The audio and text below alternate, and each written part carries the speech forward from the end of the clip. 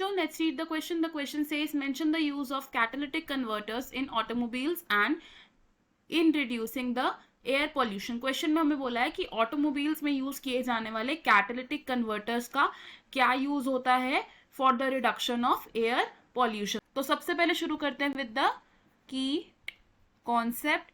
इस क्वेश्चन में हमारा क्या की कॉन्सेप्ट यूज हो रहा है? Catalytic converter. Catalytic converter. तो कैटालिटिक कन्वर्टर्स का यूज क्यों किया जाता है?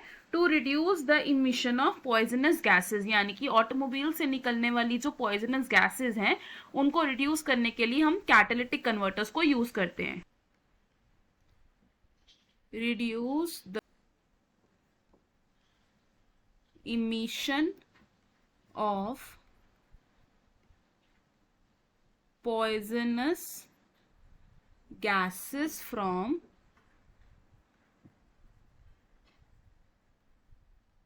automobiles. अब कैटालिटिक कन्वर्टर्स में क्या प्रेजेंट होता है? इनमें प्रेजेंट होते हैं मेटल्स. एंड वो मेटल्स कौन कौन से होते हैं? Platinum, palladium,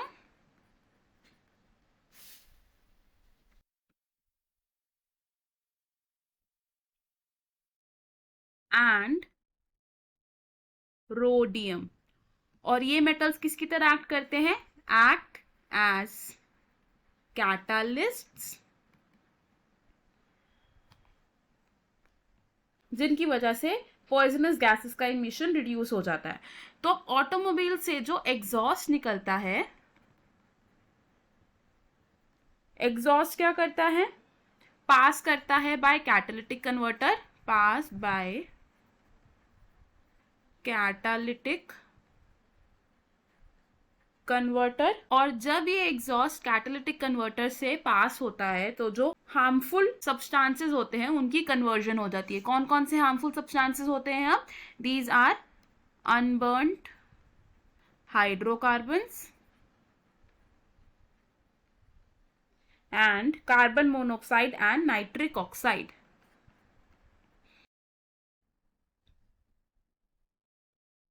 carbon monoxide and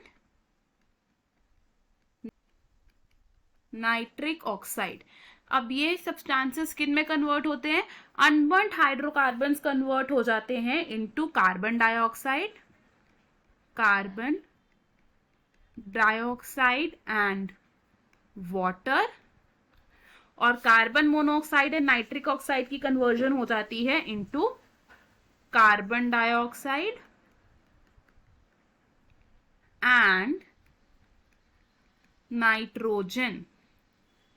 ऐसी व्हीकल्स जिनमें कैटालिटिक कन्वर्टर्स लगे हैं, इन व्हीकल्स में अनलीडेड पेट्रोल का यूज होना चाहिए. अनलीडेड पेट्रोल का यूज क्यों होना चाहिए? क्योंकि लेड की प्रेजेंस से जो हमारे कैटलिस्ट्स होते हैं वो इनएक्टिव हो जाते हैं. Lead inactivates the catalysts.